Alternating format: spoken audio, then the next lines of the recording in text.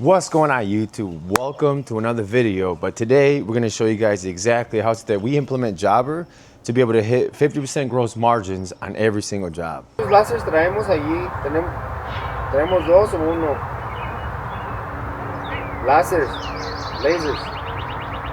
Okay, le dije, no, salía él y las salía a buscar piedras, dice que las quiere. Digo, pues Dice, ¿qué quieres que llame yo las inspecciones? Digo, no, ¿quieres trabajar para mí o qué? First stop of the day, we have this job site here in what is it, Sugar Grove. So let me show you guys what we have going on.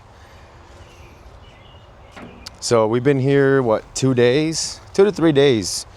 We're in the demo phase, obviously, here. We are going to demo this here, but we want to leave it for them right now so they can use it. But we have this deck that's coming down.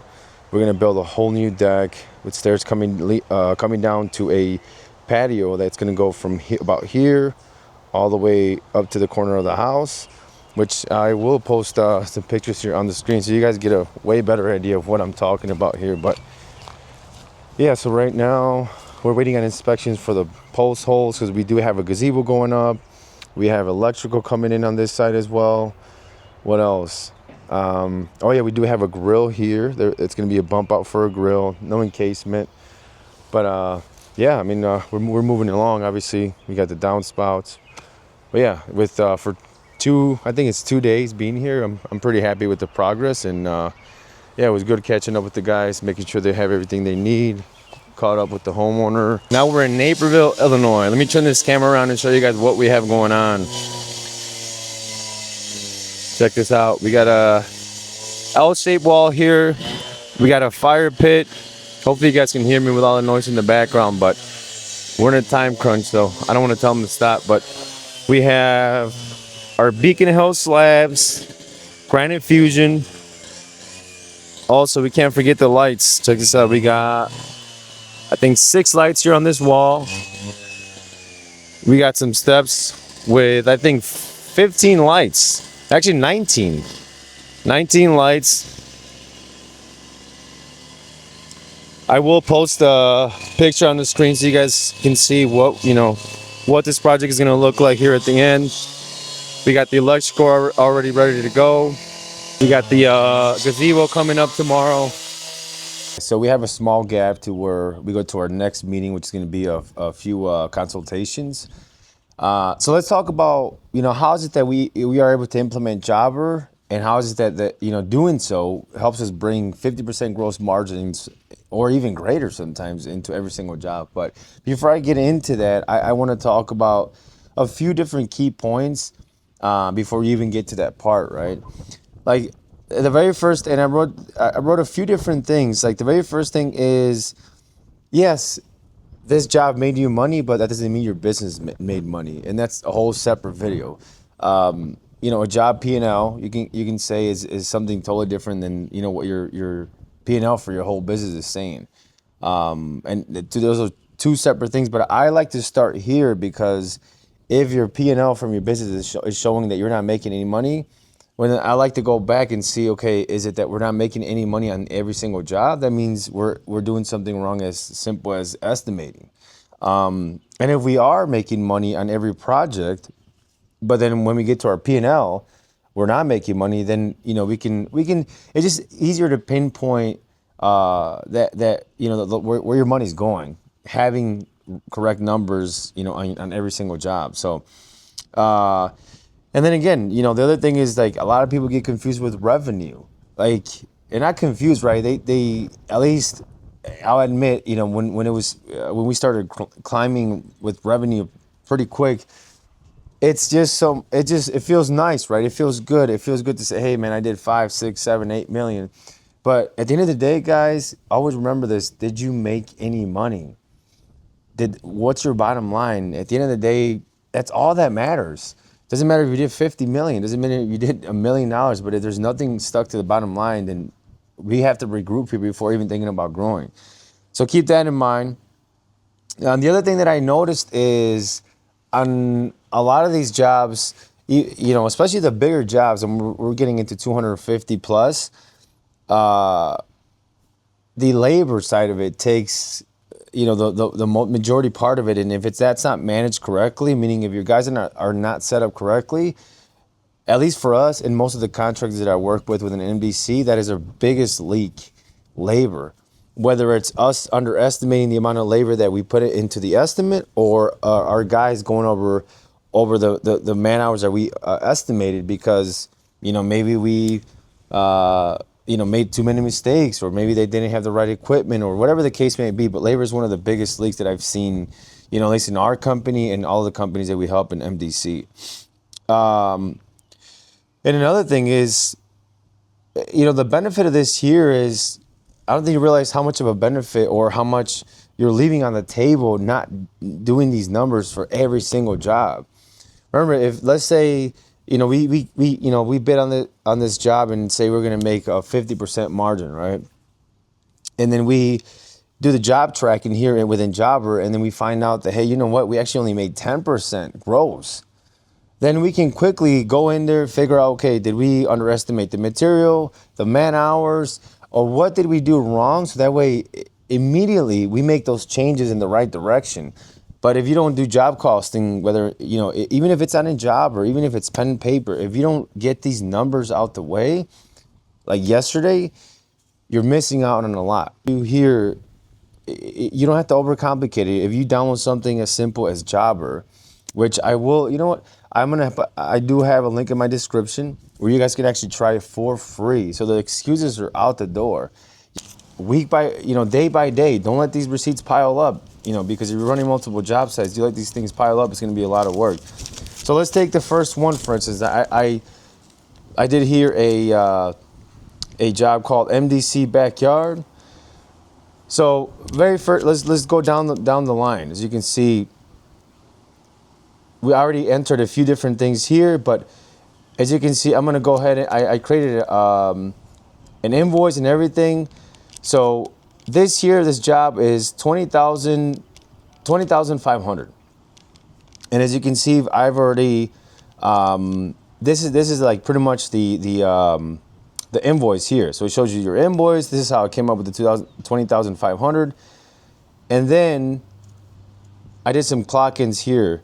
So as you can see, if you have your guys clock in, so all of your labor is going to be calculated as well for you. Like, you don't have to go back and do any of that. So all your labor here, and then we have all your expenses, which is all the things that you put in. So let's go back to it really quick. They make it, like I said, super simple. This is the invoice that you created, so it's attached to the invoice that you created. And then this is a labor that's been calculated. Like, if your guys clocked in towards this job, like, it will calculate all of your labor for you. Then, as you can see, I did a few different examples here already. That totals up to $4,000. And then as you can see here on my right hand side, you already have it. As you go, your margin. So you have your revenue, your labor, and your expenses. And it tells you your margin. So let's say I have one more receipt. Let's go ahead and put this receipt in here. So this one is for some LEDs. So let's say LED lights.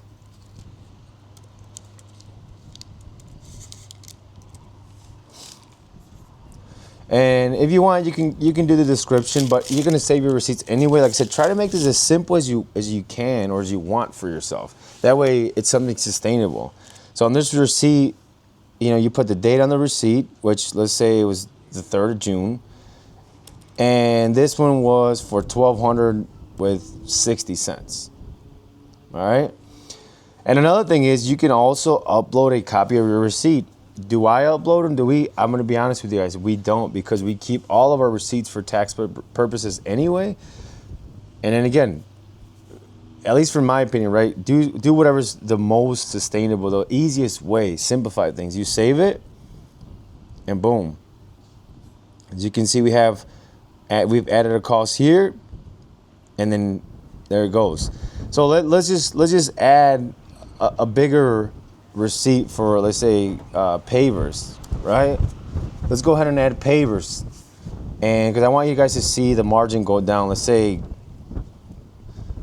15,000. Boom. You guys see that? So number one, real time, you guys know if you're already close to hitting your margins and you see that you have, 30-40% left of this job, then we have to react. We have to do something about it. Or if you wait to the very end, at the end of the day, it is what it is. You do have to finish the job no matter you lose money or you don't. But if you come in and you see this, it just gives it to you in rent. Like if you come and see this, then you know you have a problem. Then you have to go back and say, okay, well, where did I go wrong? Was it too much late? Then now you can simply take this and compare it to your estimate. It's simple as that, guys. Jobber makes it as easy as possible. And then again, you can have this on your iPad. I have this downloaded on my iPad as well. And you can do that on your iPad. So there's really no excuses for this. So I hope I made this as simple as possible, guys. And if you guys have any questions on this, drop it in the comments. So let me know how I did on that. We just got done with our last consultation of the day. It's about 5 p.m. We're heading home. And actually, we have our guys there. They're power washing my patio. That's something we've been working on for like the last 2 years. I'm the last house, but we're wrapping up the pavilion. We're doing the patio's finished, but we got to power wash it. Then we're gonna start the kitchen, fireplace, the whole nine. But so I did get this question the other day, and I wanted to talk about it on here. And I obviously it's a question that I ask myself all the time, like, what are we doing to get better within landscaping experts? And yeah, over the years I would yell growth. Yeah, right, growth. Like that's something that I was fascinated by and I was obsessed with. But right now, at this point in time I think growth is just is going to happen naturally.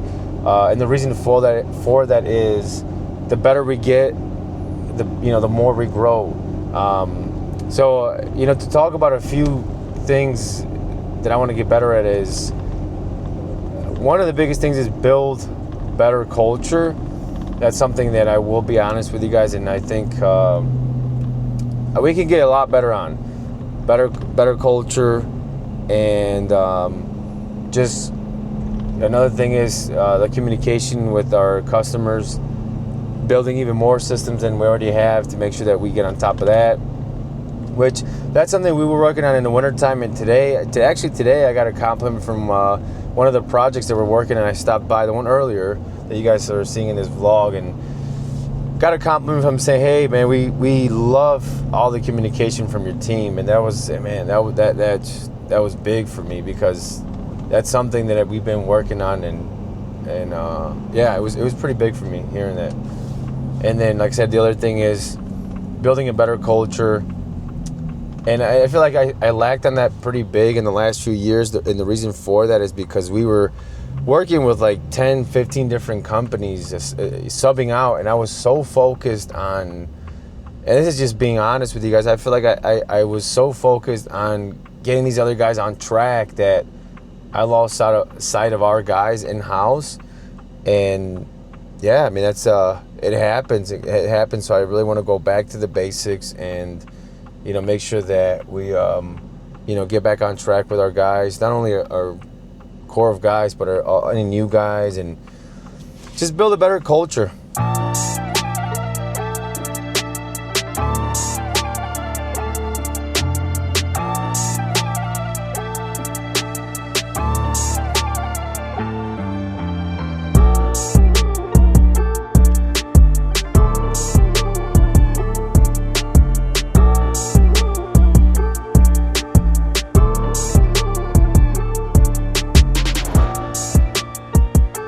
All right, guys, one at a time. What do you want to say to the team? I want to say hi to Ma. Say hi. Hi. Say how you guys doing? How you guys doing?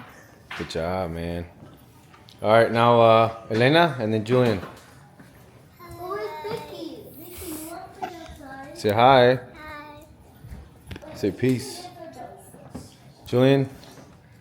So I actually have something to say.